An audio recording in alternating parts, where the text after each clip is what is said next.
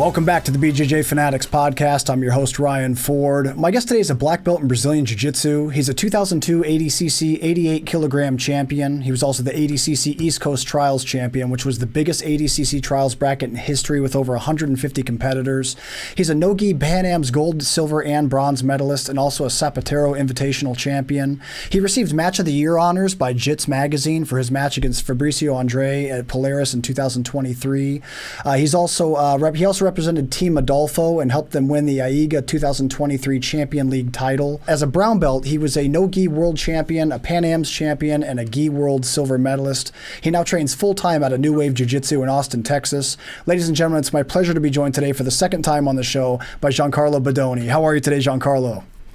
Good, man. Thanks for having me. Of course, it's great to have you back, man. It's been about a year since we've had you on the show, and you've been really active and up to a lot since then. So I'm looking forward to catching up with you, man. Catch us up, man. What have you been up to lately? So basically, end of 2023, we finished off the year with AIGA, and that was obviously a good cap to the year. And I pretty much spent the better part of this year getting ready for that Grand Prix. I had a couple of injuries after AIGA that actually picked up during the tournament. So I had a little bit of time to heal, but then I had to go straight into a training camp. I wanted to be as active as I possibly could this year. And I was intending to at least pick things up, slowly after my injury and kind of get the ball rolling leading up into ADCC, but they invited me to the GP, and it was a pretty stacked bracket, and I couldn't say no. Obviously, it's a big grand prize and like a good opportunity to be able to compete against very, very high level guys. So I couldn't really say no, and it all worked out. Obviously, I wasn't able to actually win the GP, but it was I think my performance overall was trending in the right direction leading into ADCC. So, yeah. Absolutely. That was an outstanding performance, man. It was very exciting to see you out there. Also, you've been doing a lot of seminars. I know you just got back from Arizona. How's the seminar tour been lately?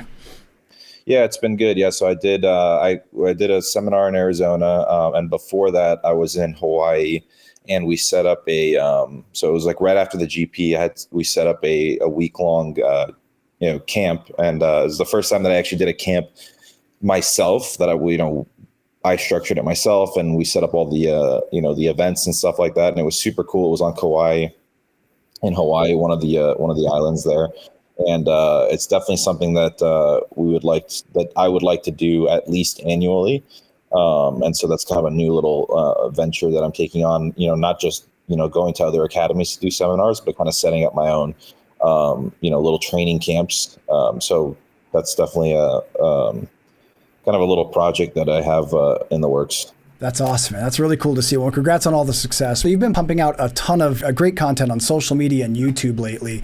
You can really see your passion for teaching and helping people get better at jiu-jitsu, which is really awesome. And the last time you were on the show, we discussed the topic of self-mastery, where we discussed like building discipline and confidence and things like that. Today, I'd like to pick your brain on learning jiu-jitsu more effectively. So to start, something that any knowledgeable teacher will tell their students is that the more hours you put into any endeavor, the better you're going to get at it. In your opinion, does the 10,000 hour rule hold true most of the time, or are there nuances that should be considered to get the best results? I think it does hold true, but it doesn't necessarily mean, so the actual learning curve for each person is going to be different. So I don't think it's necessarily going to be the same. So for example, whether you spend 1,000 hours on the mats, you and the guy next to you could spend the exact same amount of time, but your progress isn't necessarily going to be the same. So it's not to say that every hour gives you X amount of progress, or, there's no kind of formula like that.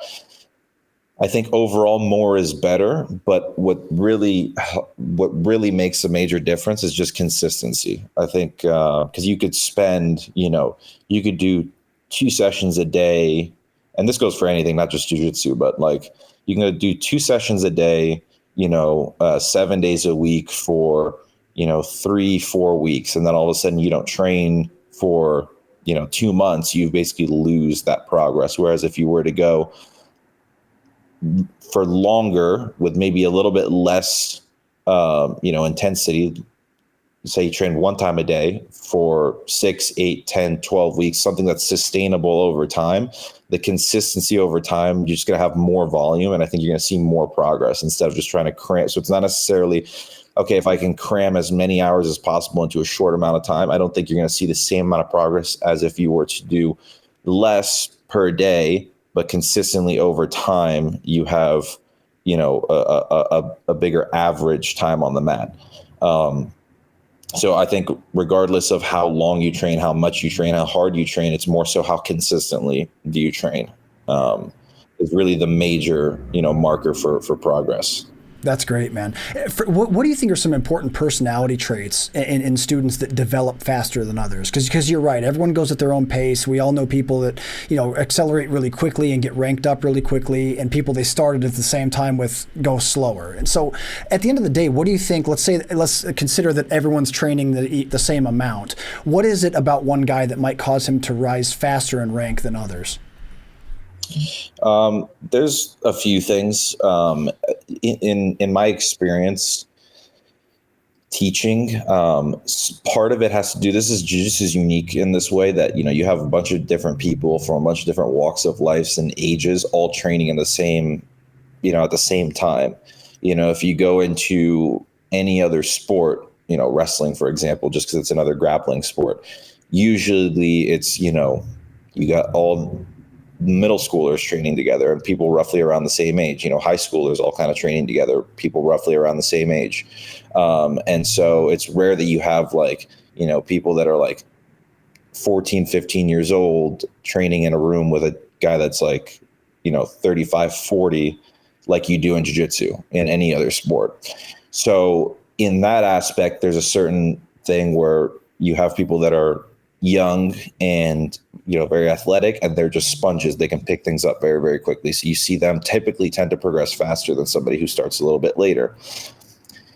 By the other side, you have people that are starting jiu-jitsu later in life, but they also pick things up very, very quickly. I think most of it has to do in that aspect with your mind. So with youth, you kind of just absorb everything and you don't really have to even think about it. You see that I have some students that are 16, 17 years old, and just anything you show them, you don't even have to give them a specific, explanation, like a very deep, detailed explanation. Just give them a general gist and they kind of figure it out. It's just their body just hasn't done as much. So anything you throw at them, they're just going to pick it up. Whereas you get somebody who's old, a little bit older, maybe 30, maybe 40 years old, and, they can't spend as much time on the mat. Now it comes down to, your mind. How are you asking the right questions? If you have a certain problem, you have to understand, okay, first of all, you have to understand kind of like the basics of jiu-jitsu. What am I trying to achieve? Once you understand that, then I think picking up skills is more so about, are you asking the right questions? Are you, is your mind in it, or are you just kind of there going through the motions? And you could see people that are kind of intentional with their movement, that are asking questions, that are recognizing problems that they're having and trying to address them rather than, running headfirst into the wall over and over and over again. And I see that a lot for sure. Like I definitely see people who are very, very well very experienced. They've been training for a long time, and they maybe have, a few moves that they do very, very well, but in specific positions, they run into the same problems all the time and they don't try to address them. They don't even, they don't ask, they just think, okay, let me avoid that position and just go into the positions that I like. Whereas I think if your mind is in it and you're, you realize, okay, I'm in this position, I'm running into this problem. I know what my goal is, but I can't get to it as a result of this. Let me try to identify that and then figure it out, or ask somebody, or run it by my training partner, ask my coach, etc. I think you see those people tend to progress a little bit faster. So if I have a situation like that coming into a situation like that in the gym where I teach, and I see a guy who's, say, for example, maybe he's trying to pass guard, he keeps running into a knee shield and he just keeps driving into the knee shield nonstop. I have to explain to this guy, this is your problem. I have to actually go over there and address it myself. Whereas a lot of times you see that, you have students who will come up to me, or I have students that will come up to me and they'll say, hey, I'm running into this knee shield. How do I deal with that? They recognize the problem. So they're actively looking for a solution. Whereas maybe if I didn't go up to the person that I saw training and running into that problem, they may never have addressed it. They're going to go their entire jiu-jitsu career, or at least a long time, without learning how to address that knee shield or whatever that problem is. So I think just having your mind's ability to recognize problems and try to find solutions is definitely a major, marker for improvement in jiu-jitsu, or quicker improvement rather. There's probably people listening right now who are thinking, man, I show up as often as I can and I just still feel stuck, like I'm not moving or getting any better. Can you identify common mental obstacles that students may encounter that can lead them to feel, I guess, like stagnant in their game, despite that they're consistent in their effort? In other words, how do you address the challenge of individuals who can't see the forest for the trees and may not accurately perceive their own growth and development? It's weird because in jiu-jitsu, there are days where I even feel like that. And so that's one thing that I would definitely say is that's really never going to go away. There's going to come times where you feel like, you might be plateauing and, or you just feel like, I'm just not making progress. Like I'm trying to work on maybe a specific technique or whatever the case is, and I'm not improving. And I definitely even feel that. Like there's always specific areas of my game, like little niche parts of my game that I'm trying to work on. And sometimes, I'll be working on it for, a week or 2 or 3 weeks, and I feel like I'm not seeing the progress that I want. Usually what I'll do is I'll shift my focus to, another thing, or just, shifting your focus in general. So rather than focusing on, whatever that specific area is, I'll just move it to something else. And usually in time, what I find is that the thing that I was previously working on starts to kind of unfold in and of itself. Like it just kind of starts working. And sometimes when you're trying to beat it with a hammer and, it just doesn't want to work. And then all of a sudden, when you just kind of relax and let go of it, you're not really too concerned with it and things start to kind of work out. So I think for most people, not putting a crazy amount of pressure on trying to, get better quickly. I think people want to see results quickly. And as long as you stay consistent and you actively feel like, you're learning something that makes sense. It's not like you're just learning random techniques, but you're actually learning and understanding, the process that it takes to achieve things in jiu-jitsu, whether it be, a guard pass or a takedown or reversals or, certain submissions or whatever. Like I'm understanding this position as a whole. I'm understanding the reactions. I'm understanding that. To me is more important, as opposed to kind of looking for, for quick results in time, just showing up. If you show up every single day, like you're going to get better. But ultimately I think, after a certain point, just showing up doesn't make you better. You have to start being more intentional with your training. So you have to start actively thinking about what you want to work on, a specific concept, a specific technique, a specific area of your game. And with that intention, I think is going to come more results, because now you're actually trying to get better at a certain technique or a certain area of your game, as opposed to just showing up, let me drill what I'm taught, and then let me just try to go out and spar and fight for my life. So yeah, I think just in one, if you feel like you are working on something, you're plateauing, maybe shift your focus. If you feel like you're stagnating, shift your focus, try to, relax, put that on the shelf for a minute and then move to something else. And if you're just showing up, but you're not training with intention, start to add intention to your training. I think that's going to be helpful. I made a video on that that did pretty well on my YouTube channel, where I highlighted, it's like a 30-minute long video where I highlighted kind of a bunch of different techniques that I use to try to improve more rapidly. And that's something that about my journey that a lot of people asked me was like, and it wasn't really that rapid, but like since I moved to Austin to get to ADCC, I made massive improvements in like an 11-month period, particularly with like my leg locks and my wrestling and things like that.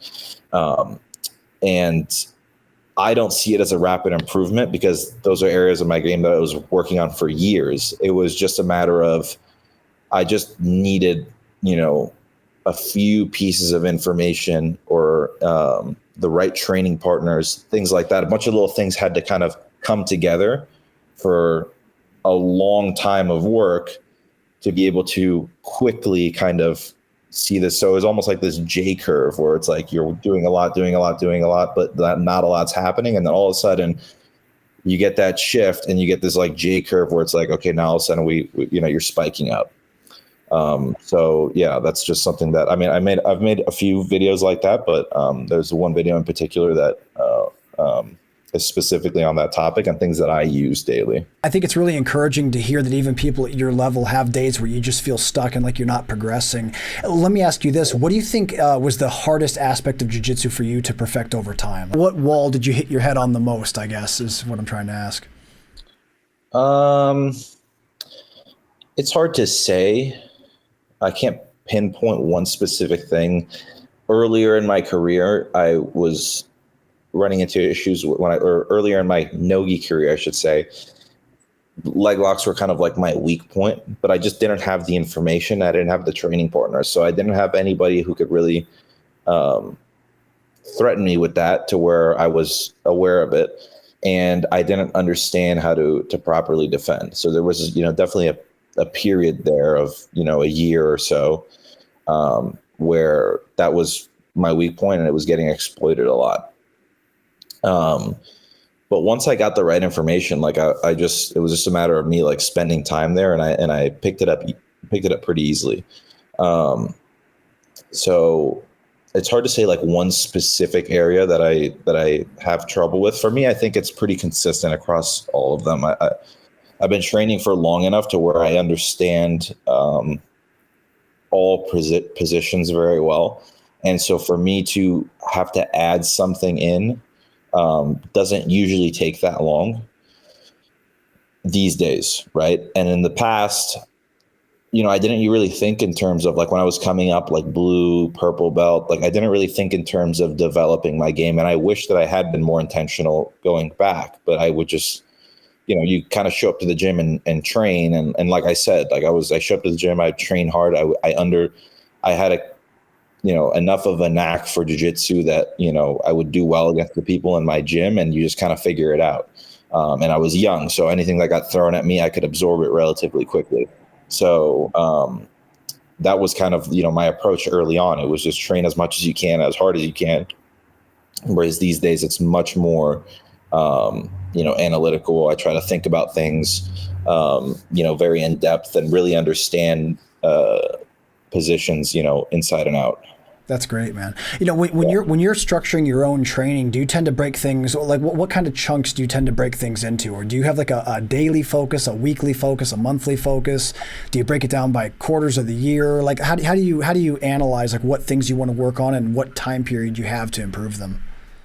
I'm not overly specific with the time period because, again, it really depends on the individual. Like it's hard for me to say that, it takes me about 3 weeks to work on something, but usually it's in the time frame of weeks. Sometimes it's 1 week, sometimes it's 2 or 3. Let's say, for example, I want to get very good at, body lock passing. Body lock passing is something I really want to work on. So I'll intentionally try to put myself in there. Say, for example, and from a variety of different positions, because we do a lot of positional sparring. So where we'll start in the mounted position, you start in the turtle position, et cetera, et cetera. So if I want to work on body lock passing, I'll kind of try to find that in all of the positional rounds. So say, for example, I'm starting mounted on top of somebody. It's not a guard passing round, but right now I can kind of find ways to cater training to what I want to work on. So I could start in the mounted position, mounted on top of somebody, and I can let them escape enough to where they put me in a half guard or like a half butterfly. And I find myself in a tight passing position now where I can start going into, say, for example, a body lock, and then pass the guard again, try to remount again, and kind of use that as a way to play around with my with the skill that I'm trying to develop. Obviously, in an open round, when I'm starting, on the feet in front of somebody, and now we're having like a live match, it will be a little bit harder for me to get into the positions that I want to work on. So I have to kind of use the positional rounds where we're in a much tighter position to be able to work on that. I mean, obviously you're going to try to find it in the open round, but I think for me, when I want to work on things, I try to find those in the positional rounds. And as far as a time frame, it really depends on how profound the topic is, right? If it's something like, body lock passing, for example, there's a lot of information, there's a lot of stuff that goes on there. So it's a whole kind of like, it's a niche area inside of guard passing, but it goes very, very in depth. There's a lot of stuff that connects to body lock passing. There's a lot of different sequences and things like that. So I could spend, working on, a sequence of like one or two different passes that chain with each other, spend like, 2 or 3 weeks to really, really figure out, all the different reactions that I might run into when I'm trying to go for these moves and just get comfortable there, right? You have to, there's a certain amount of, just feeling comfortable and developing a sensitivity for, okay, this reaction, now I have to make this move, right? Where that's not going to be as automatic. Even though you might know it, I might know on the first day that that's what I have to do.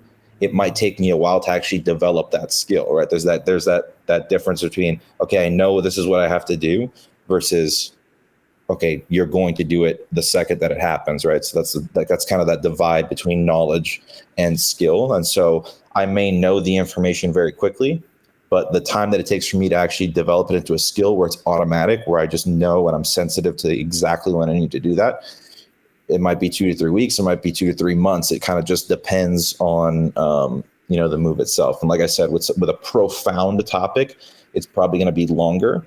Whereas if it's a specific technique or two, it might be a shorter amount of time. I might be able to pick that up, in a couple of days. Yeah. No, I appreciate what you said there about the complexity of whatever you're working on being a factor, because that's definitely, I think, something a lot of people run into. Jiu-Jitsu is obviously an art of really many abstract concepts. Things like guard retention, for example, are like a mixture of various physical techniques like framing and hip heisting and shrimping. And then there's intangible aspects like timing and pattern recognition. So for someone that's getting their guard passed constantly, it can sometimes be difficult to identify what exactly the problem is that they're having. How do you approach more more complex facets of the game like that? Like, how do you approach things that are really more dynamic and abstract, like guard retention, for example? So guard retention is an interesting one because that's a position where, when you're retaining guard, right, it's very difficult to be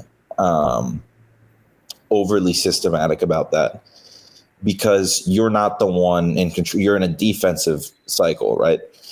So it really, I think with things like guard retention specifically, it really boils down to your general principles, right? You have to understand, certain things like, knee elbow connection, how to keep your opponent in front of you and things like that. And you'll find that with those general principles, there are basic, techniques that kind of fall into those concepts or principles.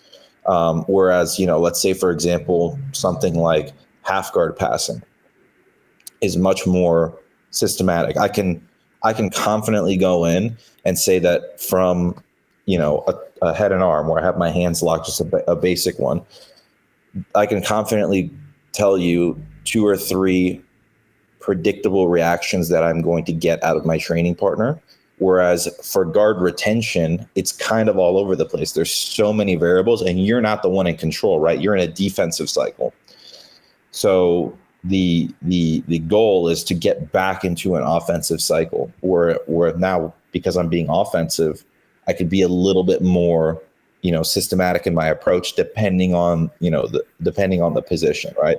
So I think with guard retention, there's definitely, some degree of predictability, but it really boils down to principles and specific concepts that are going to carry you in in that position specifically, right? Because you don't really know what your partner is going to do. And so it's not like, okay, you're throwing a move at them, and then, okay, when I throw this move at them, they're going to do A, B, or C. That's something you could do in, like I said, like chest to chest, guard passing, open guard, right? If I come forward and I try to hit a double kuichi, I know that there's about like 4 or 5 things. Then those 4 or 5 things might not be the only things, but those are the things that are most likely to happen. And so therefore I can prepare for those. Guard retention, I find that is a lot more, and that's an area of my game that I'm very, very confident in, my ability to retain guard. And I can tell you that it's very much more principle oriented. It's not as systematic as certain positions. Yeah, if that makes sense. Yeah, no, absolutely. Yeah, it's very fast moving. A lot of dynamic. It's a very dynamic aspect of jiu-jitsu for sure. There's lots of moving parts. It's a tough one. I like that you pointed out the importance of recognizing cycles, because I think that's one of the biggest takeaways I had from watching John Danaher's instructionals is his emphasis on the importance of recognizing defensive and offensive cycles. Because, man, that's a problem I didn't even realize I had until I was watching the instructional. I had this tendency to defend passing attempts and then not immediately begin with counter offense. And so for a long time, like one of two things would happen to me. It'd either be that I would defend passing attempts till the other person was exhausted, and then defend and then begin attacking back once they stopped to catch their breath. Or if it was a more conditioned guy, they wouldn't get tired and they just keep going until they eventually pass my guard. So when you're teaching people this aspect of jiu-jitsu, like the idea of switching between defensive and offensive cycles, what are some examples of indicators when it's time to make that switch? I mean, honestly, one of those things is fatigue. Like you said, like if somebody's going left and right around your guard over and over and over again, it's only a matter of time before you start to burn out. You know, your abs start to get tired, your hip flexors start to burn. And so you want to limit the amount of time that you're in those cycles.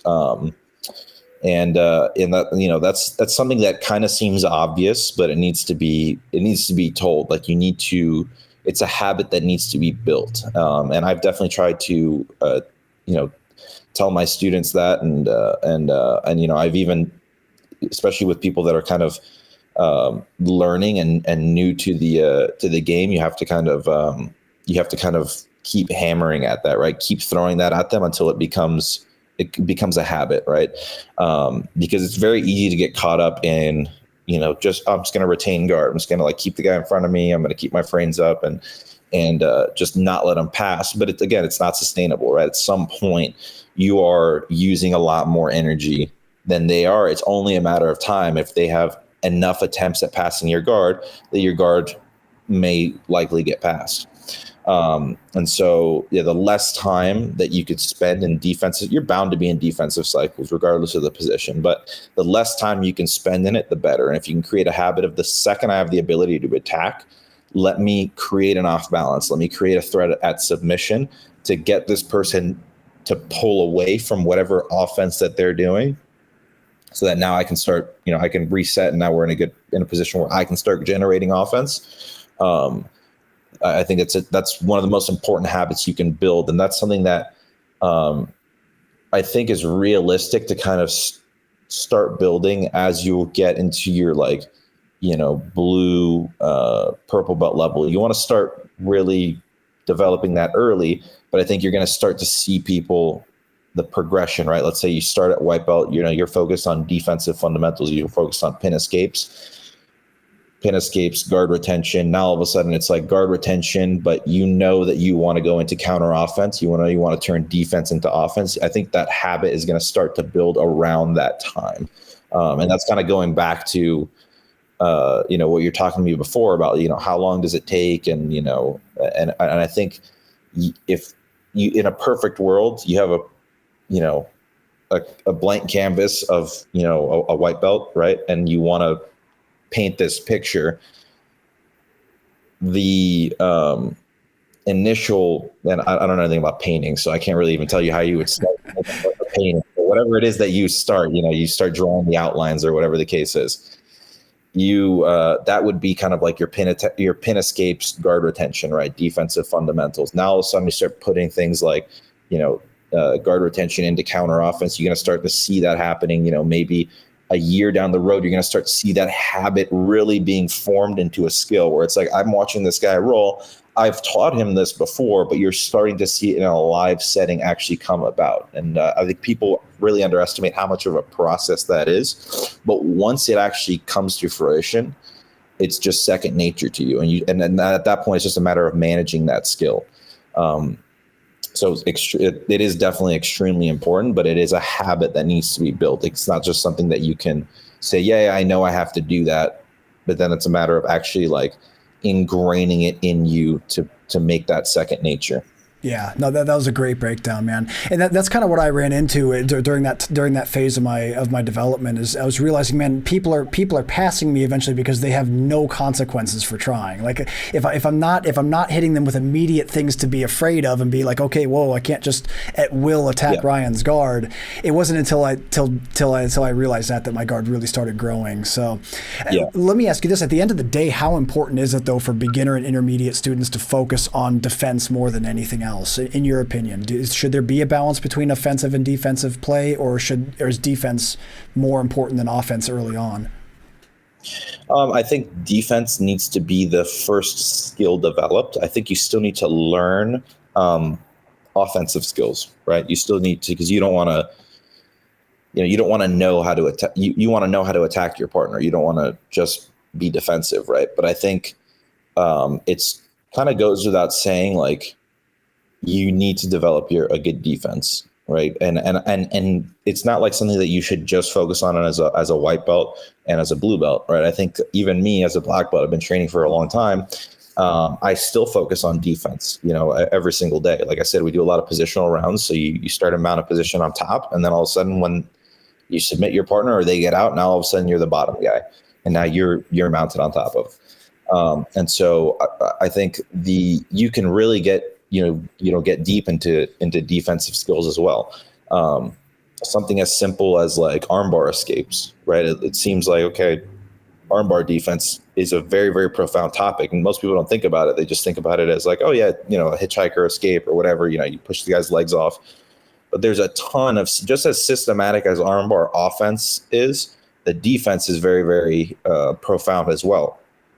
So I find myself these days, right, I have good pin escapes, I have good guard retention. Let me get more and more intricate with my escapes. Let me figure out, okay, if I have a fully locked rear naked choke on me, yeah, that's a pretty low percentage submission to get out of, but let me at least have something that I can try, if I have a fully locked rear naked choke on me, rather than just sit there and just accept the fact that it's over.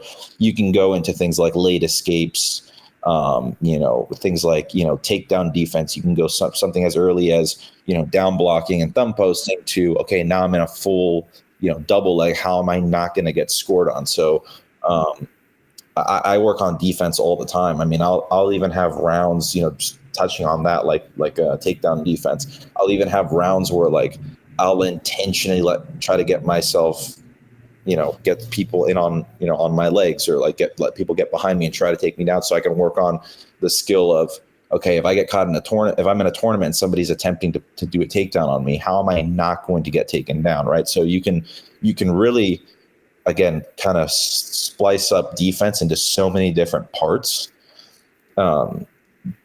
And you can really get profound and deep and intricate into that. So I think it starts off kind of general generic principles, and like, this is a side control escape, this is a mount escape, like these are the defensive principles, and you really want to have that stuff ingrained.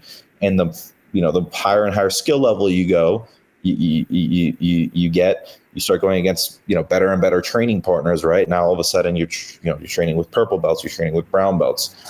Their offense is going to be, much better than the people you're training with before, right? Or maybe they've, come up with you and they've gotten better with you, right? So you guys have both gotten better. So now all of a sudden you're going against more and more skilled training partners. You can get deeper and deeper into that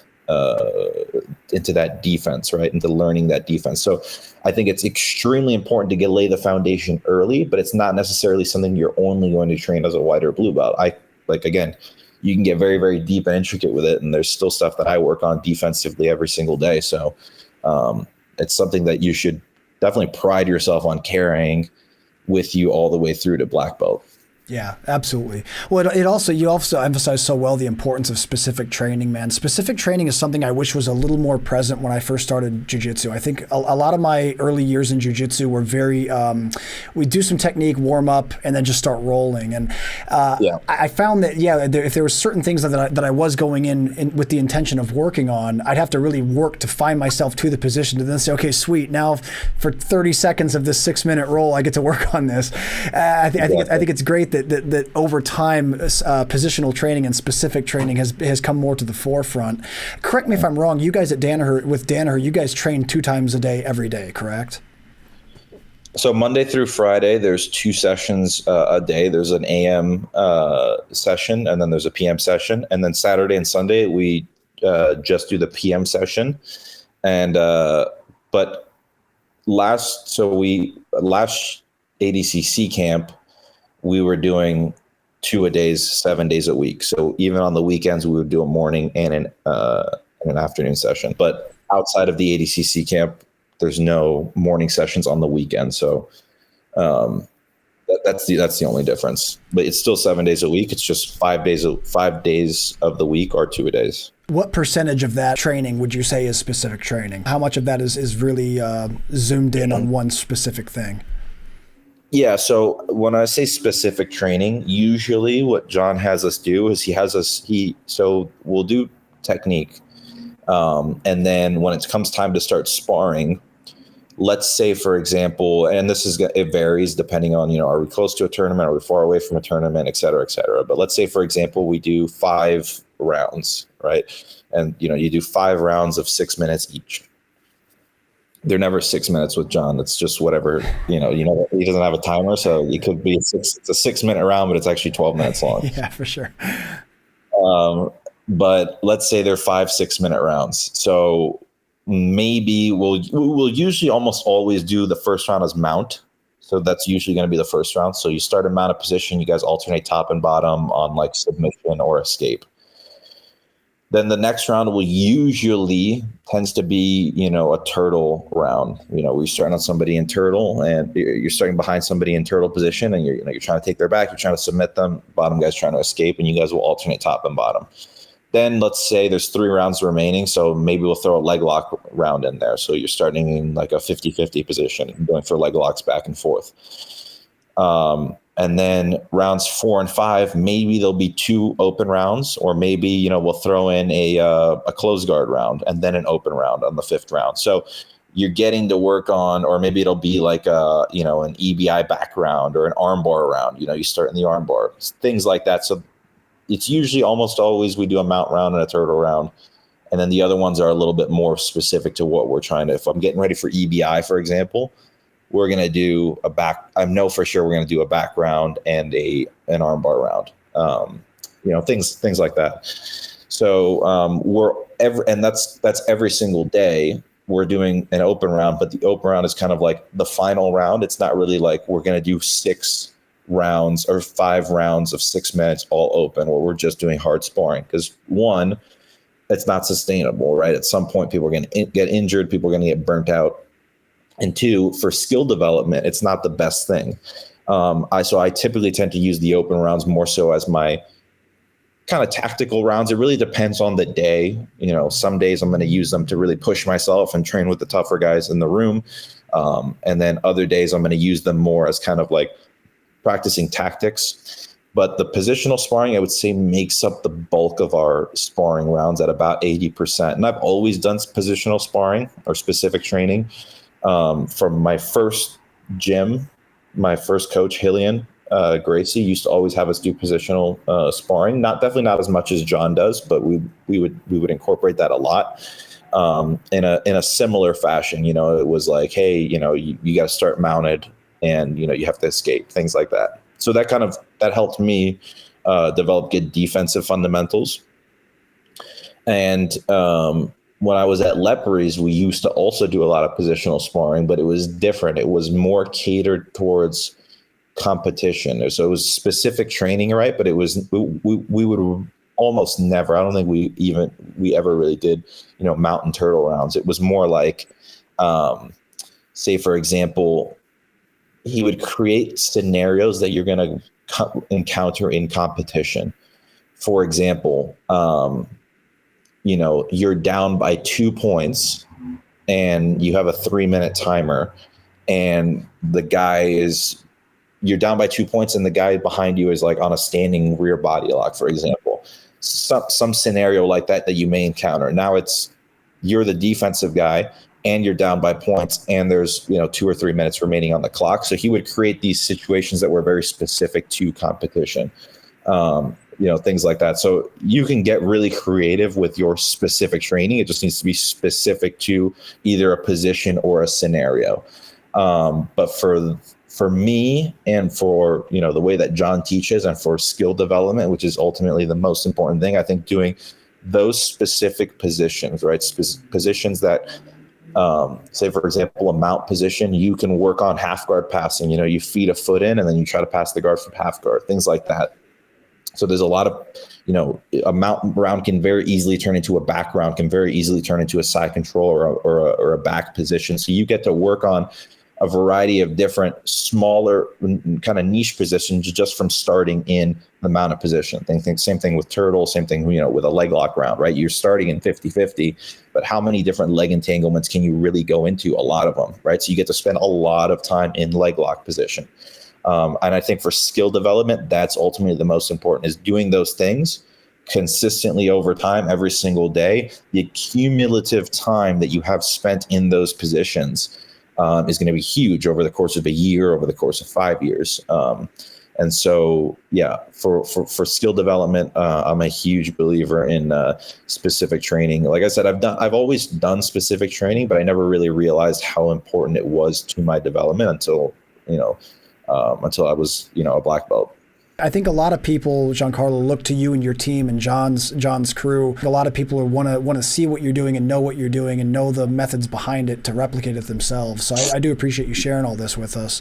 I think, one benchmark I always recognize in really good jiu-jitsu players is the ability to make seamless transitions from one system to the other. Like the ability to recognize when it's time to exit one game and move smoothly into another. Is that something that came naturally for you, or is that something that you had to be more intentional to hone? Yeah, it did come natural to me. A lot of my submissions in competition come from, transitions. And so you see that a lot for sure. I can't say specifically what it is that led me to that, but it's definitely important, right? Because, especially in competitive roles or competitive matches, it's hard that you stay in a specific position long enough to really submit your partner unless there's a huge skill discrepancy, right? And so and that's why when I'm wanting to work on something that's new to me or that I'm trying to develop, I'm usually at least starting that development against somebody who is lower skill level than me. Because I know that, like, let's say, for example, I want to work on, a mounted armbar.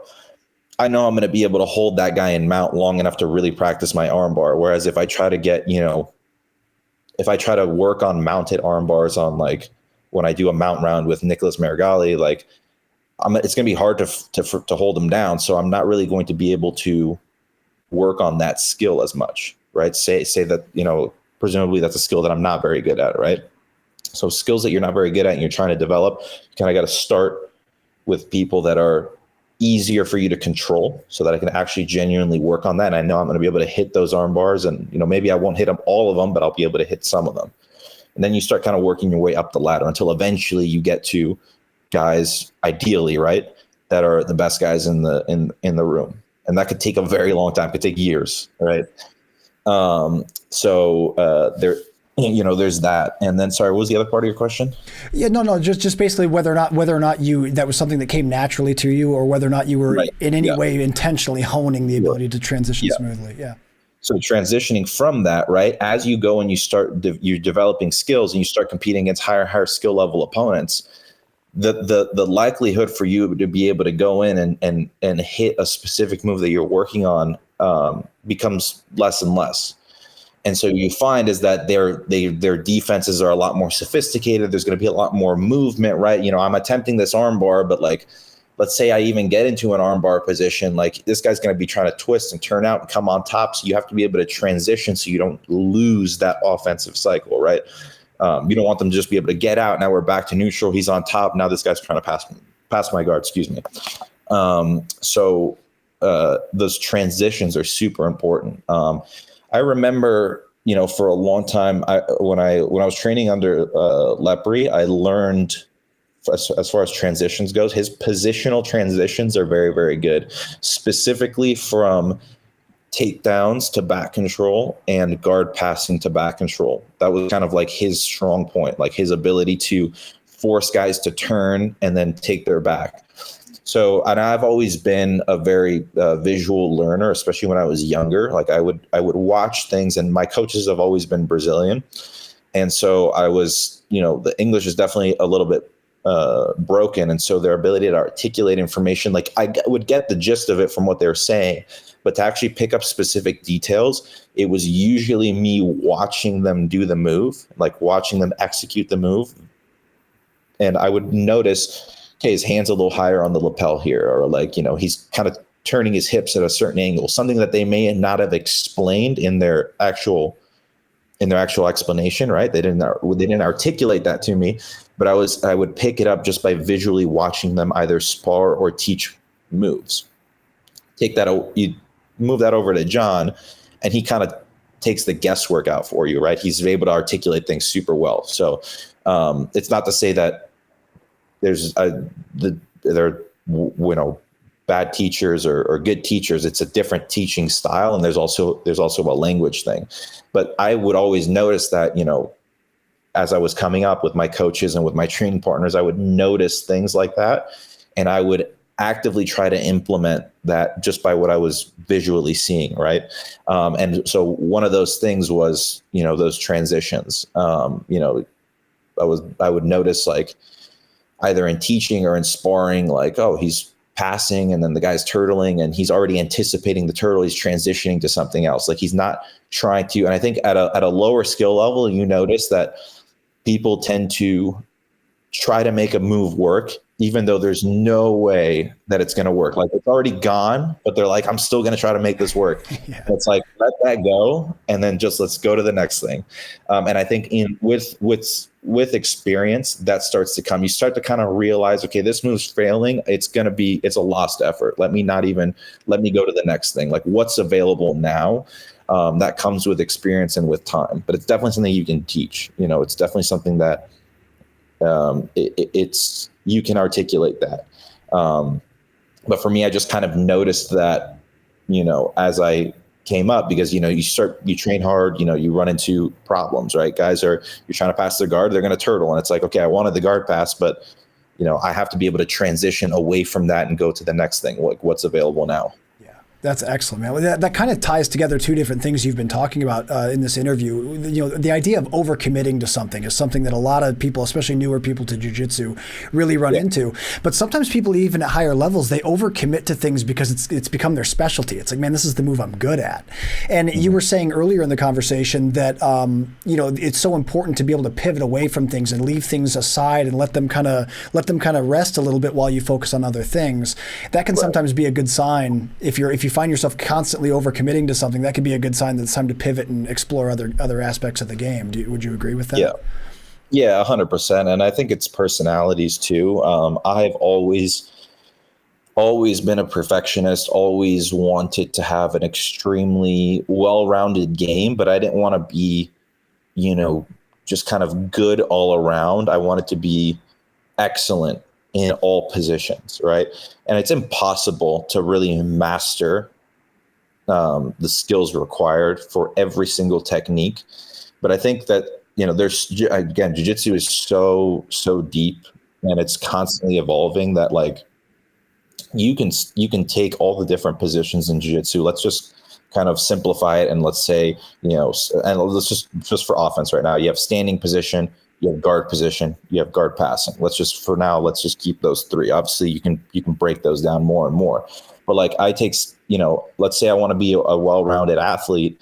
I want to be good in, all those positions, right? Some people don't. Some people, depending on their personality or whatever, they just want to go to their one move, right? Maybe they're just going to be a leg lock guy. Maybe they're just going to be a half guard player, whatever. But for me, the way that I look at it is like, let's say I have standing position and I have, I understand kind of general concepts, principles that are going to carry me in those positions forever. Now I start to take specific technique and sequences, right? I have a couple sequences that I really, really like that are going to, help me perform at a high level in standing position. Same thing for the other two.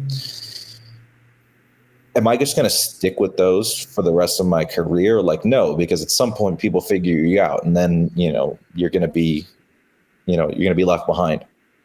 So I'm always revisiting all the areas and either expanding on, the techniques, the sequences, the systems that I already know, or trying to add new ones, okay, to each of those categories, right? And like I said, you can get very, very, deep and intricate, and you can go very, very far down the rabbit hole. You can do that with defense. You can do that with offense. You can do that with, specific niche scenarios within, each of those categories and subcategories. So, but just kind of in a general sense, I always have wanted to be well-rounded. Like if I was, a guard player and I felt that somebody in the training room was, a better guard passer, I would try to emulate whatever it was that they were doing. Because I never wanted to leave any stone unturned. I wanted to be good in all positions. That's just me personally. Some people just straight up don't like guard passing, and they're just like, yeah, I don't really like guard passing. Like, I don't want to do it. I don't really like wrestling. I don't really want to, and that's fine. You don't have to do that, but that's always been my approach. And that's always something that I have aspired to, but I didn't want to be, people say, a jack of all trades is kind of a master of none. And I never wanted that either. I wanted to be excellent in all positions. And that's definitely a large ask, but I've been doing jiu-jitsu for a long time. I'm in the perfect training room and situation, right? I have the resources available to achieve that. And I think that I also have the mind to be able to achieve that. So it's going to be individual specific for sure. But that's kind of always been my approach. That's great. Well, so here's a question for you then. We agree that jiu-jitsu is a really complex and abstract art. There's a lot of moving parts. And then there's also the reality that there's only so much time one individual can put into their training, and so many avenues they can be exploring at once. For most people, obviously you have yourself, you're a professional athlete, you train full time, but for let's say for most people, what's a reasonable expectation as far as becoming very well-rounded and not just a master of one thing? How diverse can someone's game really get for the average person, in your opinion? I think in my opinion, it really is. I'm always going to say that I'm not an optimist, but I also don't want to put a limit on people's ability to, or people's, I guess, expectations for themselves, right? I think sometimes people don't really have an aspiration when they get into jiu-jitsu. And I think it's important to have one. It doesn't have to be a world champion, right? Because most people that train jiu-jitsu aren't world champions or don't compete and don't aspire to be world champions. But it's good to definitely have an aspiration to be great at jiu-jitsu. And it's something that you do not need to be a high-level competitor to do. There's a lot of people that I've trained with over the years that never compete or rarely compete and don't really train like a professional athlete, but are phenomenal training partners, and they're very, very good at jiu-jitsu. It's a different realm, right? Just because you are a hobbyist and a recreational practitioner, it doesn't mean that you cannot be a great training partner or an equal or at least close skill level to a high level competitor, right? We're in a very, very unique sport where you get to train with those people. Often you get to attend seminars. I have people that, fly in to come and do my seminars, and they get to roll with me. They get to ask me questions and things like that. A lot of people are in the same training room as, people that are competing at ADCC and things like that. So just, I think by having more access, there's a higher likelihood that you can be good. And again, I think it ultimately comes down to your mind, your ability to absorb information, your consistency over time and developing skills. It's not to say that, your skill level will take you to, world championship level, because what it takes to be good at jiu-jitsu and then what it takes to be, an ADCC champion is another level. It's a completely different realm, right? There's so many more things that you have to think about. You have to think about, points and competition tactics and, your physical conditioning and your diet. And there's a bunch of different, boxes that you have to check besides being good at jiu-jitsu. But it's not necessarily the case that because you're a recreational practitioner, because you're a hobbyist, you cannot be good. I definitely don't want to put that limitation on people. And by the same token, the opposite's true, right? Just because you're winning competitions doesn't necessarily mean you're the most technical, the best jiu-jitsu practitioner on the planet, right? Just because somebody's a high-level competitor does not make them, a great instructor, right? Because it's a different demand to win at a high level than it is to necessarily be particularly skilled at jiu-jitsu or particularly good at articulating it and things like that. So it goes both ways in that, you can definitely be a hobbyist, a recreational practitioner, and be very, very good at jiu-jitsu, attain a high level in skill, a high level in knowledge, right? You know a lot, and you're able to execute a lot in the training room. And you can, I can give examples. I'm not going to say any names, but there's people that I know that are very, very phenomenal in the training room. They know so much jiu-jitsu and they have so much skills. They cannot translate it to competition at all. And I know a lot of high-level competitors that are current world champions that do not have the same skill level as these people, right? The people that I mentioned, not even close. And they can't tell you what they're doing. Like if you say, hey, how'd you hit that move? They just don't know how to tell you. But they're winning world championship titles, right? And so it's an interesting thing, and it's hard to pinpoint specifically what it is, that causes that. But as far as I don't want to put a limit on, how good people can get. I think it's definitely very individual specific, and I think you should at least aspire to be. You should have kind of a vision as to how you want your jiu-jitsu to look, but that vision should never be capped, because that's where you start to run into boredom and people, stop training after a while. They're like, okay, yeah, I got good at this area. And then now, what's the next thing that you want to get good at? Don't put a limitation on that. And ultimately, as long as you're consistent over time, you're getting a little bit better each day. And that might look very different for each individual person, but if you're getting a little bit better each day, ultimately, you'll, in time, 2 years, 5 years, 10 years, it's a lifelong practice. You know what I mean? You'll get to where you want to go as long as you have a vision of what that looks like. Yeah, man, very well said. That phenomenon you pointed out about guys being killers in the training room and somehow not translating to competition and vice versa, that is one of the most strange things that I've seen myself as well in jiu-jitsu. There are guys I've known over the years where it's like, dude, that guy, man, if he went to ADCC, he'd kill. And then he goes out to local tournaments and just can't seem to turn it on. And then there's guys like, hey, did you hear what's his name won gold at the blah, blah, blah. And you're like, really? Man, because in the training room, he's not one of the high level guys, but somehow when the lights come on and when he steps out there, he performs. And it's one of those really strange phenomenons that exists in jiu-jitsu. Well, and there's a skill, being good in the training room, just being good at jiu-jitsu, right? And performing techniques really well, drilling them well, hitting them in sparring, moving well on the mats and things like that is one thing, but you have to account for other variables that are in competition, right? Jiu-jitsu is just one variable. You have your physical preparation and your physicality, right? Like how physical are you, like condition, strength, etc.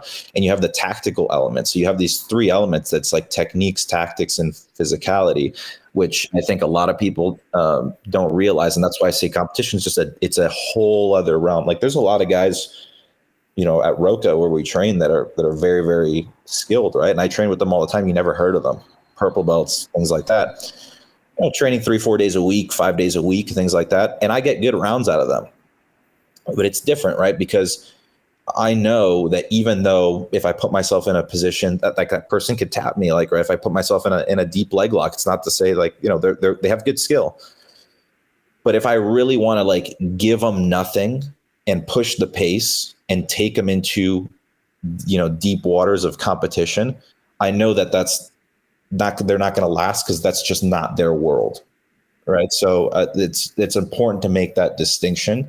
And like I said, I've competed against a lot of people. This is kind of like the story of my career, right? The last couple of years for me has been learning how to win matches and in a tactical way, right? Learning how to tactically be sound has something that I never really, not my coaches and myself never really put a lot of emphasis on, because it was always about technique.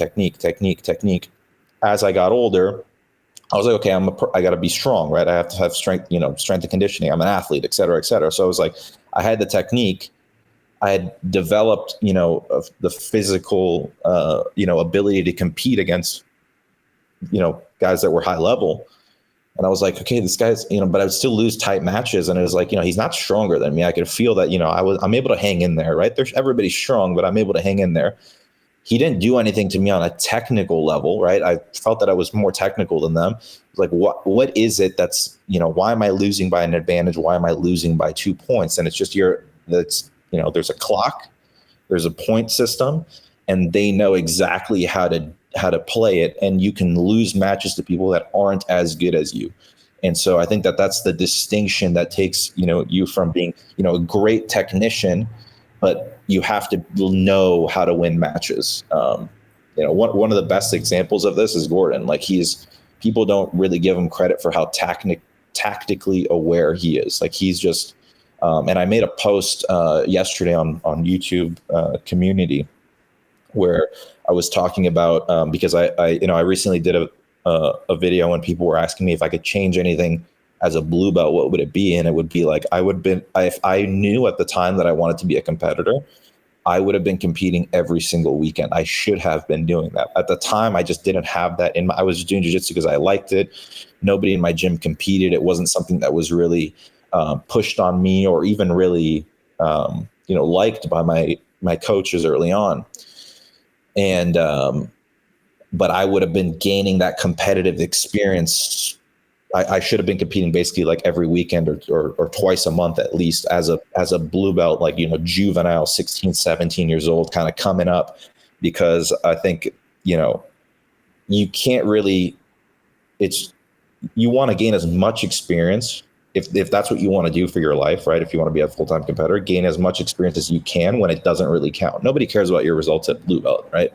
It's, you know, at black belt at the highest level. But if you can have all that time, right, all that experience, by the time you get to a black belt, you're going to be very, very tactically sound, so used to competing, right? I know, you know, there's a clock. I know how to manage it. I know how to do all those things. I'm never going to put myself in a situation where I'm going to lose those matches.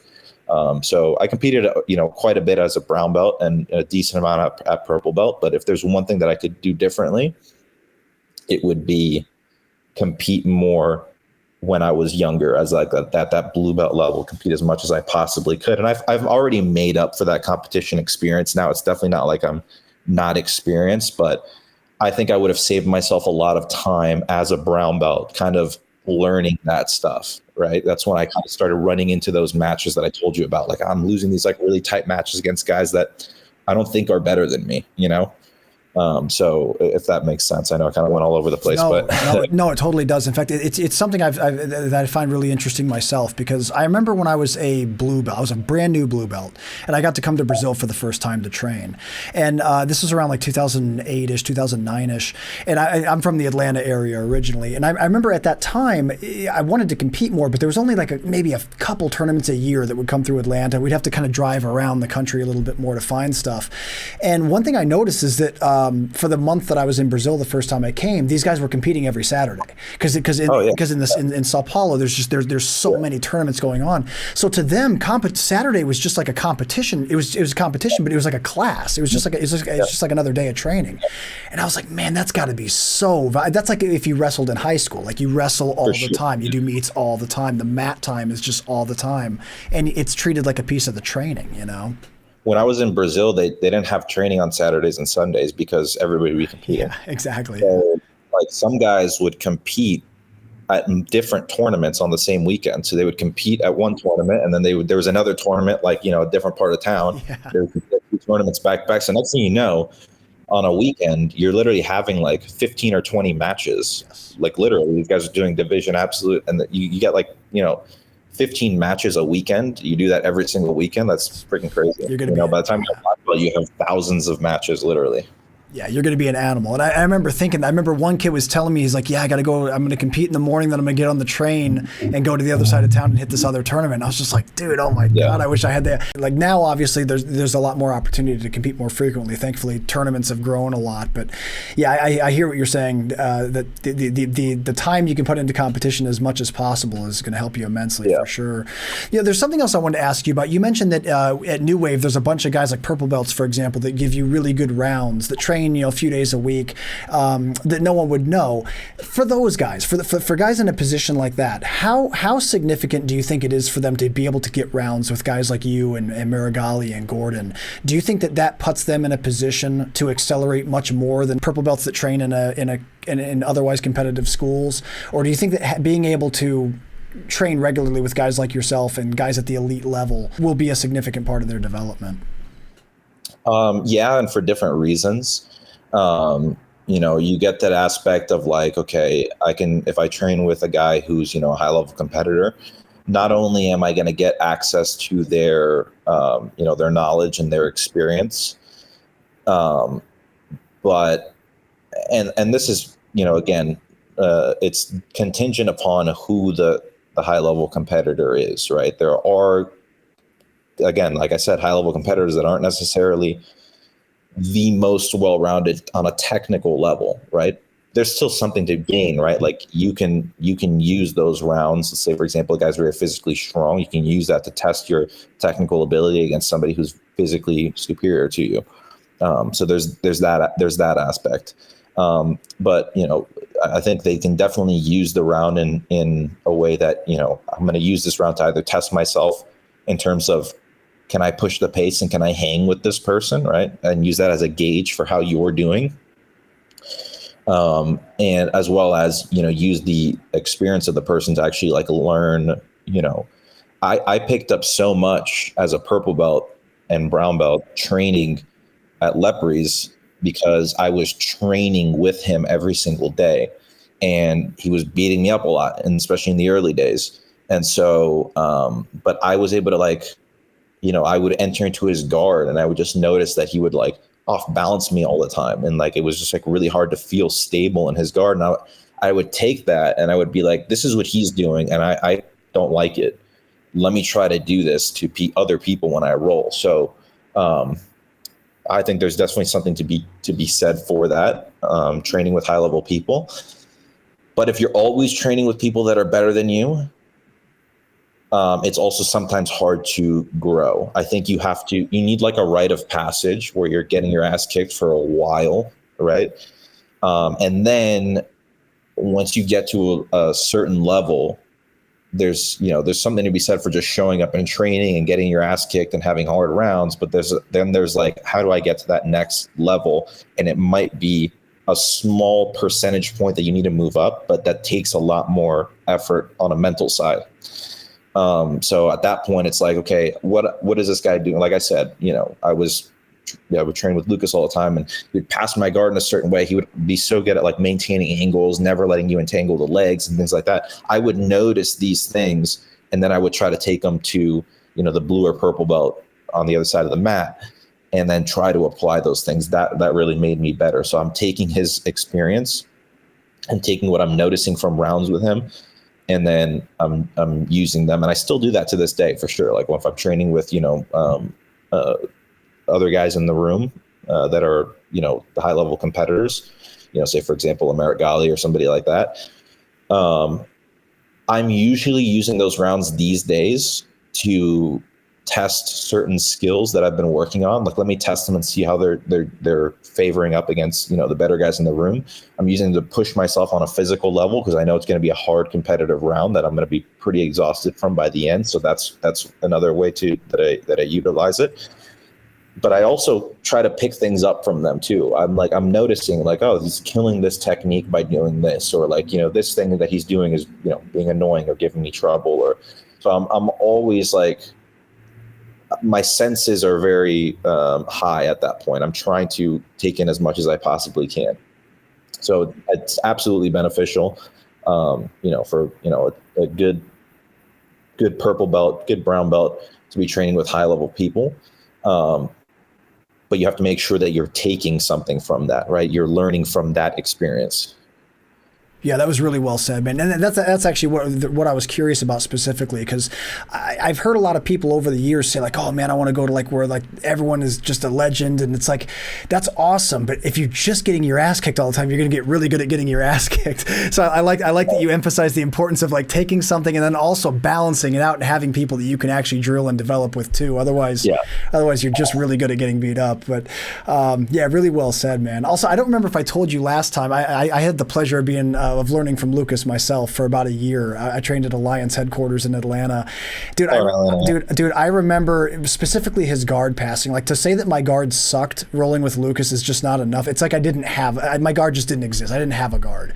It was just like hot knife through butter, man. He was unbelievable. It was unbelievable seeing that level. So yeah, being able to train with him the way that you did must have been a huge part of your development. That's super cool. I trained with him actually a couple days ago for the first time in like over 2 years for sure. And I was in Charlotte, and my brother was he's going to do the trials, and so we were there and we were getting some rounds with him, and I forgot how long it was since I trained with him, and we're kind of rolling and we're kind of flowing, right? We're not really like going hard, but like it was kind of like a deja vu. Like I forgot how he does all these things very, very well. Like he's very, very good at like killing leg entries, pummeling his feet to the inside, very good at like maintaining angles on top.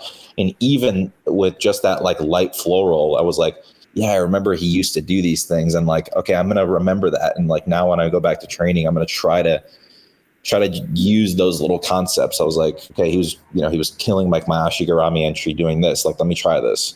So I'm always trying to I'm always very aware of what's happening on both sides. I try to be at the very least when I'm training, because I think you can learn a lot from a lot of different things. You can learn from what people do. You can learn from what people don't do. You can learn from, how people respond to, what you're doing to them, and vice versa. So everybody's going to learn differently, but I try to keep all my senses very aware to as much as I can. So you never know like what you're going to pick up, and, when you're going to pick it up and why it is that you notice that. Right. So, yeah, that's just something that I do. And I noticed just from rolling with him the other day, and I hadn't done so in such a long time. I wasn't used to his game. And so even with just like a light flow roll, you're kind of noticing little things. That's really cool, man. I appreciate you sharing that, man. That's really awesome. Giancarlo, I'll tell you what, man, we've reached a point of the show. I always play a game with my guests. This is a game called The Pummel. You've actually played this before, but it's been a little while. I'm going to try to ask you questions I didn't ask last time, but if there is some overlap, it's okay. It happens. But if you're down to play The Pummel, for the people that aren't familiar with this game, it's a series of random lightning round questions. Some of them are about jiu-jitsu. Some of them have nothing to do with jiu-jitsu. But Giancarlo, if you're down to play again, I'd love to play this with you. Yeah, let's do it. All right, man. Question 1. What's the largest animal you think you could beat in hand-to-hand combat? Probably like a medium-sized dog, maybe. I can like get around there. If I can get around their neck, I could probably strangle them. Dude, I have 2 cats, and because I live in an apartment, and can't have a dog in a tiny apartment. Just trying to cut their nails, like it's freaking impossible. Like I'm leaving with like battle wounds, and they're like 12-pound cats. So you just imagine they became rabid and decided, hey, let's take them down. Come on, like that would be a challenge. Yeah. It's interesting to think that even like a smaller animal that's completely committed to trying to kill you would be a problem for sure. But dogs, when it's fighting for its life, like people kind of like don't take that into consideration. That's right. Yeah, a dog is a good one though, because dogs have the same carotid arteries we do. The cats do too, for that matter. But I think a medium-sized dog is a reasonable answer. I think for sure. If you found a genie and you could have 3 wishes, same normal genie rules apply, so no extra wishes, no killing people. What 3 wishes would you wish for? I wish that I was like 6'4". Nice. That'd be number 1. Nice. Every single day, I literally think to myself, like, I just wish I was like 3 inches taller. How tall are you? I'm like 5'11", but like, I feel like I would do, like, if I could be, like 6'4" and like put on 20 pounds, I wouldn't be unhappy about it. Yeah. So yeah, height would be 1 for sure. Okay. Let me see. 3 wishes. Damn. I'm gonna they're gonna all kind of be related to jiu-jitsu probably. That's okay. Like sort of like physical attribute. Just hip mobility, like just an ability to like. I'm not particularly flexible, so I think like having that amount of flexibility would be huge. Third one, I would say, just infinite gas tank, just like unlimited cardio, like just never can get like an hour going full pace, just never get tired, because like that's definitely like it's always your goal in a jiu-jitsu match to try to make the other guy more tired than you. Yeah. So if I just never got tired and I was 6'4", 300 pounds and insanely flexible, I'd just be unstoppable. I was going to say, dude, thank God there's no genies for all your opponents, bro, because you're already such a problem, dude. Imagine 6'4", an extra 20 pounds of muscle, infinite gas tank, and then like crazy flexibility. Right. That would be the scariest dude ever. That's basically I would basically want to be like Big Dan, but never tired. Yeah, right. Oh, that's nightmare fuel, bro. That's a good one. Good answers. What do you think is the worst injury you've ever had? Definitely the worst one in terms of like putting me out was I years ago, like almost 8-10 years ago, I hurt my low back very bad. I had a stress fracture and I had 2 herniations in my low back, and so that put me out of training for about 7 or 8 months. I've never had to have any surgeries, fortunately, but that was one, and that was one that was just. It sucked because I couldn't train. So I would say that's probably the most significant one that I've had. I've had like, neck injuries and stuff, that same kind of thing. Like, I didn't stop training for them, but they were just like, very uncomfortable and hard to train with. Some like knees, ankles popped, several times. Rib injuries are just incredibly annoying. So the things like that, but I would say the most significant one in terms of like, it took me out for the longest was definitely my back, but that was a very long time ago. Yeah. When it comes to your herniated discs, what symptoms did you have? I'm asking you this selfishly because I have a back injury right now. I don't know if mine's muscular or if it's a structural thing, but what did you feel? Yeah. So for my back, I would always have just nonstop, almost 24 hours a day. It literally just felt like my low back was always on fire. Like it was just incredibly like uncomfortable. And I just kind of got used to that after a while, but then I started to get like shooting pains on my leg. And I would get back spasms all the time. And on a couple of occasions, I remember 2 specific ones. One is because I used to do a lot of kind of like MMA training as well as jiu-jitsu when I was at that time. And we were doing like work on the heavy bag. So I was like kicking the heavy bag. And I remember I kicked the heavy bag pretty hard one time and I just felt something go in my back and I had to like lay down, and I like couldn't really stand up or like stand up straight for a while. So I was like walking all like hunched over, shooting pain down my leg and things like that. Eventually that got better. And then I, kept training, kept working out. And one day I was actually working out, like doing, lifting weights. And I went to pick like a barbell up off the floor, like a deadlift. And same thing, my back just gave out, couldn't get up for, an hour or so. And so eventually, like, there's a couple doctors that trained at my gym, and this guy was like, you should get an MRI, this and that. And they got an MRI, and it's like, I had 2 discs out.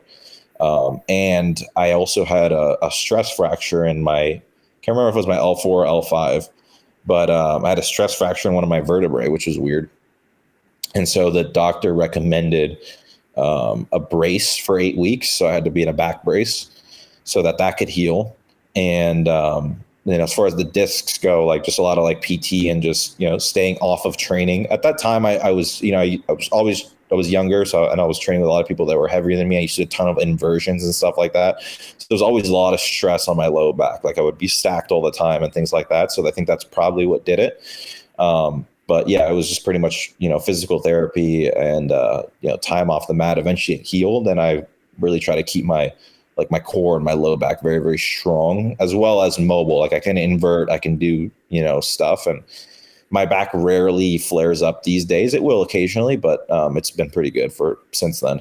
That's awesome. Well, I'm glad it got better, man. Yeah, anytime like anything with discs is always kind of scary because you never know, how bad that's going to end up being. But I'm glad it wasn't too severe for you. I think that's what's happening with me. I invert a lot, and I try to always keep good frames while I'm doing so and keep myself in positions where I can't get completely folded or stacked. But I think it adds up over time. But yeah. Well, what do you think is your favorite bad food to eat? Like your favorite junk food? I love burgers, pizza, wings, like stuff like that. So I would say for sure, probably burgers. For sure. Describe your perfect burger. Honestly, man, just like a pretty like basic cheeseburger, like not even like bacon or anything on it. Just like a cheeseburger, maybe like light mayo, mustard, onions, pickles, pretty basic, maybe bacon on there, but yeah. Just a pretty standard cheeseburger, onions, lettuce, tomato. Classic, man. Very nice, man. What's your most hated food? What's something you just cannot eat no matter what?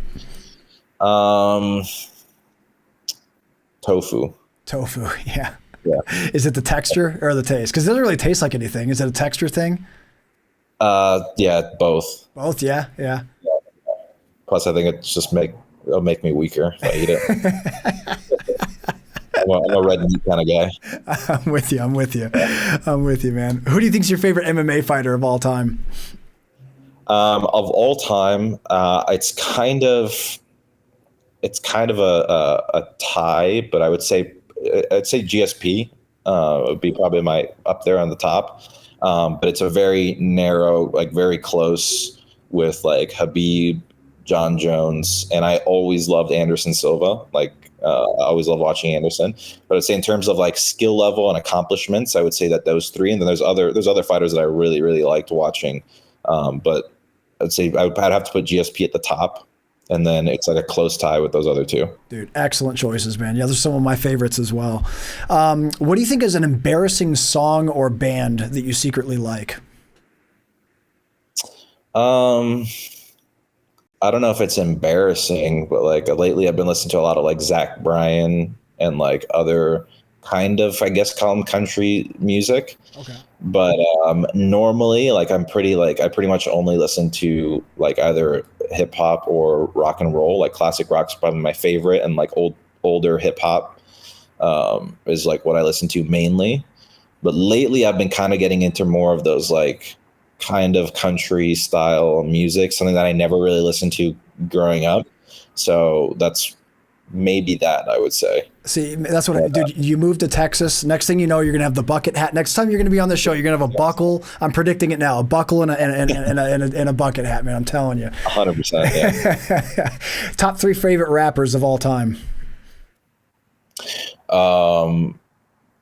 I love Biggie Smalls. I love Eminem, and I love 50 Cent. Good choices. I'd say probably those 3. Yeah. Good choices, man. Good choices. What's the first car you ever owned?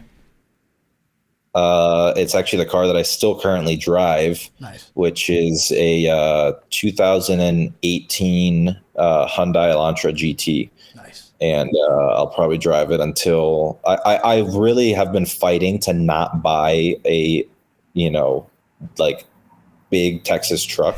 Like I've been like trying to be smart and not buy a truck because that's going to be my next car for sure. Yeah. But I want to drive this car as much as I possibly can before I do that, especially because I just had the engine like replaced on warranty. So it has like a brand new powertrain and it's just going to drive for a long time. It's fully paid off and everything. So I'm like, I kind of like don't want to like buy a new, like take out a loan now and like buy a car. Like, let me just like be smart and like let this car drive as long as it can before I buy like a nice diesel freaking fully loaded truck. I give you That's just like too. I give you 6 months, bro. If country music is already creeping in, it's just a matter of time, dude. You're gonna have the huge truck, the gun rack. You're gonna be fully immersed in the Texas culture, man. I'm calling it now. all I'm missing is the truck. I've already got the gun, the music, the hat. I just need the truck. I almost bought one actually recently. One of my friends, like one of my best friends from since I was a kid, was like selling his TRX for like, it was a steal, and it was low mileage and everything. And I was like, man, it was really hard to not do that, but it's coming eventually. Yeah, especially if you're hanging out with Gordon and Big Dan, man. Those guys that I was watching the video the other day of Big Dan driving his truck. It's awesome, dude. It looks like such a fun place to live. I know so many people that have gone to visit Texas and then just never come back. They're just, I'm here now. So, who's your favorite superhero? When I was a kid, it was Spider-Man, and now I would say I recently rewatched the Dark Knight series, and that's like my favorite Batman series. So I think probably now maybe Batman. But between those two, probably. Good choice, man. If you could have a superpower, what would you choose? Maybe teleportation, because I hate freaking traveling. TSA sucks, yeah. That's a good one. That's a good one for sure. Seminars 5 minutes before they start. That'd be amazing. That'd be just right out of the shower, dry off, get dressed, teleport. That'd be amazing. Who's someone you've never got to roll with that you would love to roll with? It's hard to say. There's a bunch of people, like any of the guys that I mentioned, those MMA fighters. I mean, I train with GSP, quite a bit when he comes into town. But it would be cool to roll with like Habib or, John Jones or, even like an old school, like MMA legend, or I think it'd be cool actually to train with Conor McGregor, just because I'd like to see like what his grappling style is like and things like that. But yeah, nobody in particular in jiu-jitsu that I like. Maybe Hodger is the only guy that I didn't get to train with. Rodolfo would be another one. He was here actually, Rodolfo Vieira, and I was out of town when he came in, and he was like one of my idols when I was coming up in jiu-jitsu. I used to watch him a lot. So he would be another cool one to train with, the jiu-jitsu wise. But I would say maybe between those two, Hodger and Rodolfo, and some of the MMA guys that I mentioned, like Khabib or. Rodolfo was always one of my favorites too, man. I used to watch specifically his Seyanagi, like his takedowns he would always hit were just, oh my God, they were just a thing of beauty. He was such a monster. Who's a historical figure that you'd like to meet? If you could travel back in time and meet a historical figure, who would you have liked to meet?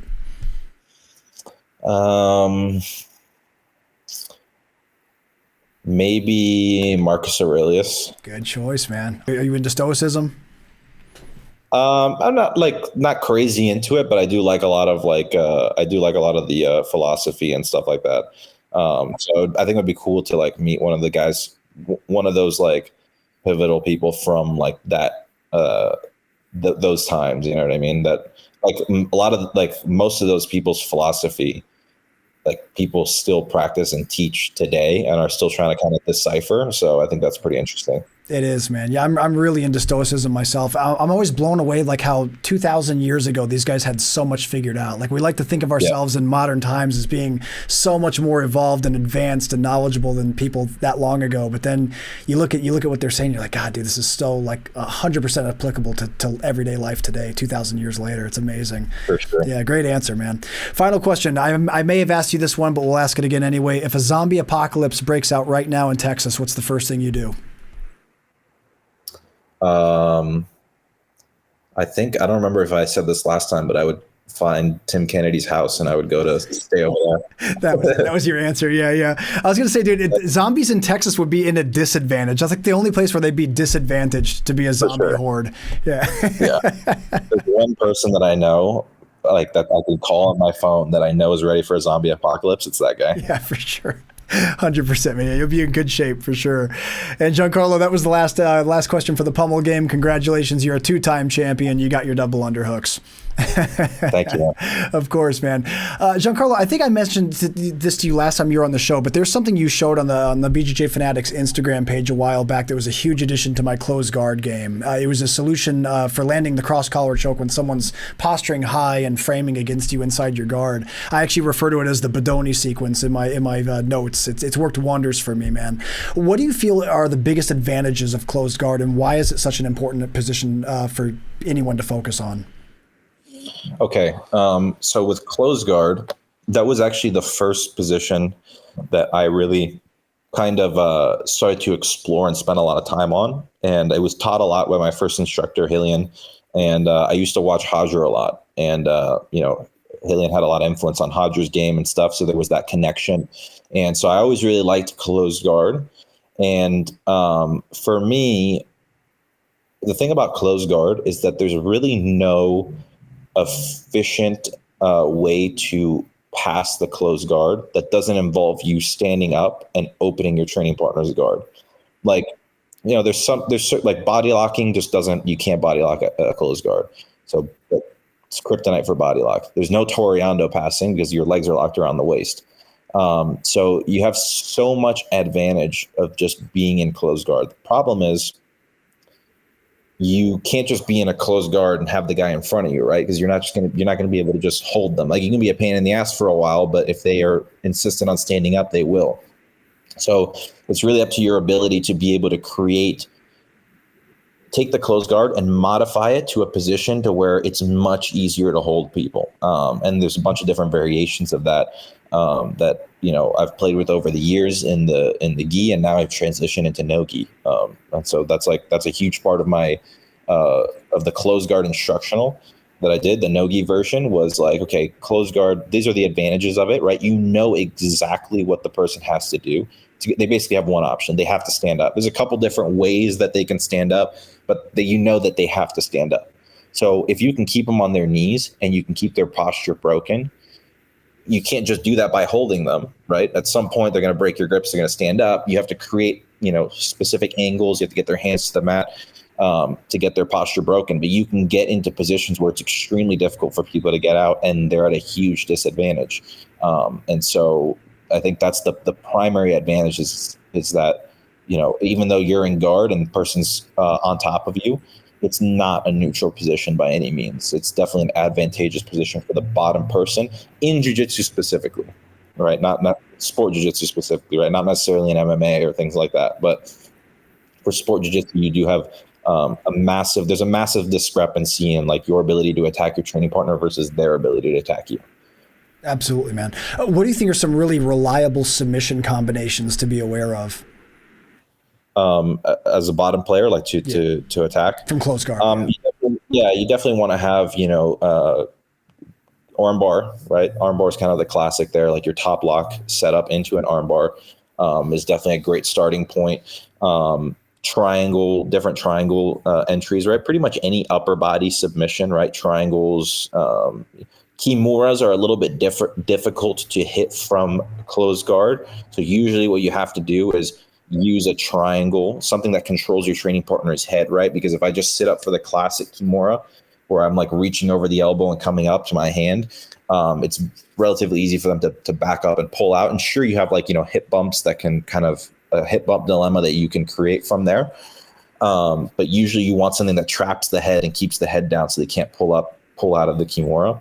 But just basically any upper body submission, I would say top lock setups into arm bars, collar and wrist triangles, going from closed guard into a clamp guard, using closed guard to get into underhooks for like Udigatame setups, really any upper body submission. But I would say a good starting point would be top lock arm bar, and a good reliable like collar and wrist triangle setup is a good starting point for sure. That's excellent, man. One thing that when there's a size disparity between the guard player and the person that they have in their closed guard, it can be an issue for smaller people to get stacked. What kind of things do you like to emphasize for smaller people, or if there's just a size disparity between two practitioners to not get stacked up so easily? Is there any advice you'd give on that note? Yeah, like in general, if you're in an arm bar, for example, and you're getting stacked, usually you're going to want to like reach for the far leg. So usually you scoop the near leg. You're going to want to reach for the far leg, and your head's going to go underneath them, and you're going to pop your head out the back door. I say usually, like, so you pop your head out the back, and then what that does is that takes all the pressure off your low back, and then and that puts their head down. So then you can then roll them through, and now you're in a seated armbar position as opposed to, so usually with arm bars from closed guard, that's the position that you most likely are going to get stacked from, right?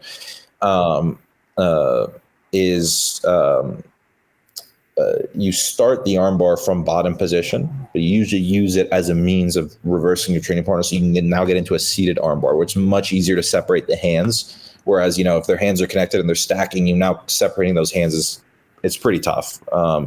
So you're going to want to usually roll them to their back and then come up into a seated position. Now I can address the hands. I can adjust my legs to however I want to or however I need to, and then go into my finish from there.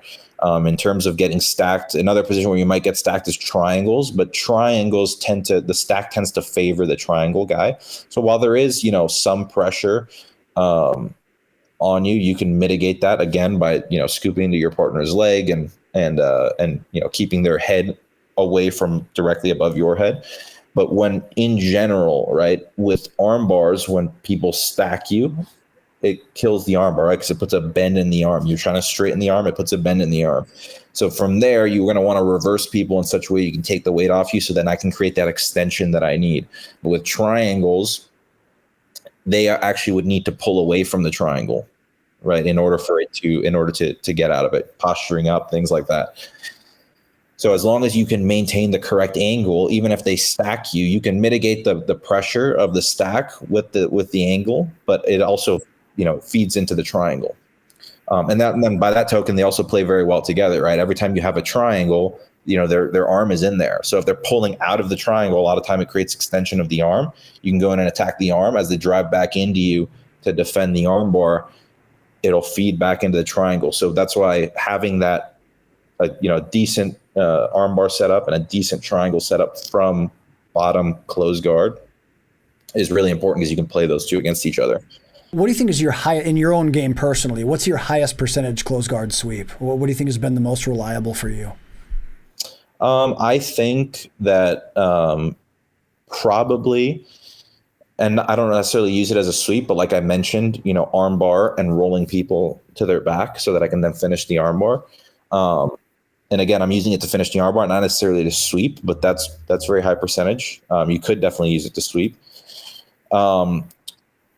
Also, and this is more lately, right? But using closed guard as a means to get into leg entries, and usually, off of the leg entry. So let's say, for example, and this is kind of more sequential, right? It's not me necessarily intentionally going into a move, but it's me going into a series of a chain of moves that then leads into a reversal. So say, for example, going into an arm bar, guy stands up, pulls out of the arm bar, entering into the legs. The guy frantically runs away from the legs and then chasing that up into top position. That's another good benefit of closed guard, is because you're so much more proximity to the upper body that you can start that chain of attacks much earlier. You're much more well connected. Whereas if you're in an open guard and somebody's standing in front of you, the likelihood of you actually being able to get to the upper body first it's almost impossible, right? To get into an arm bar, to get into a triangle, right? So you kind of have to start at the legs, which makes it a lot more predictable for the bottom person. It's easier for them to negate that. Whereas you have so much proximity in the closed guard, they really don't have any offense. You can climb, you can start up at the upper body. If that fails, you can start moving down to the lower body. If that fails, you can use it as a reversal. I really like that because, yeah, like you said, by nature they usually need to stand up to open up the closed guard, and by doing so, they're leaving the legs right there for entry. Exactly. So that's brilliant. Exactly. That's really great. Yeah. Well, for anyone out there that wants to improve the closed guard, Giancarlo has a brand new instructional with us, and it's really good. It's called Efficiently Executing from Closed Guard. It's available right now at BJJFanatics.com. So you guys get over there and check it out. You will not be disappointed. And then in whatever aspect of your game you're working to improve, Giancarlo has tons of different instructionals. So make sure you check those out. Giancarlo, in closing, man, what are some of your major goals for 2024? What are some things you hope to accomplish this year? ADCC is the main focus, so that's pretty much my I'm tunnel vision until ADCC. Everything in between for me, also, I'm looking to win, but I'm looking to not just win the matches, but really be able to win with the new stuff that I've been putting forward, the new stuff that I've been adding to my game. So displaying the stuff that I'm working on the training room on the mats. And ADCC is the main focus. I'm defending my title this year, and it's not something that I really even think about or put a ton of pressure on, but I would love to go out there and this time go out with 100% submission rate. I was able to submit 3 out of 4 last year. This year, I want 100% submission rate. So that's my goal. That's incredible, man. Well, dude, I'll be cheering from you. I'll be cheering for you from home, man. I always enjoy watching you compete. And, man, I do appreciate your time again once more today. Thanks so much, buddy. Yeah, thanks, brother. Appreciate it. It's good to be back finally. And, anytime you want me back, I'm happy to do it. And that really means a lot. And you're welcome back on the show anytime you'd like to come back. For anyone out there that wants to keep up with Giancarlo, it's real easy to do so. He's got an athlete page on Facebook. He's most active on Instagram. It's just Giancarlo Bodoni. Make sure you guys follow him on Instagram. Also, guys, his YouTube channel is one of my favorite YouTube channels in Jiu-Jitsu. So make sure you guys head over and subscribe to the channel and hit the little bell icon to get notified when he adds new videos, because he adds them all the time. Really great content there. If you guys are ever traveling through Texas, try to drop in, get some time in with him at New Wave if you're able to. He also does seminars all over the place. If you can't make it to Texas, you can learn from Giancarlo anywhere in the world here at BJJFanatics.com. He's got several instructionals with us. The one we discussed in depth today is called Efficiently Executing from Closed Guard. It's brand new, so go jump on it if that's an area of your game you're looking to improve. And that's going to do it for this episode, everybody. I really appreciate you tuning in. Please stay tuned for the next episode of the BJJ Fanatics podcast.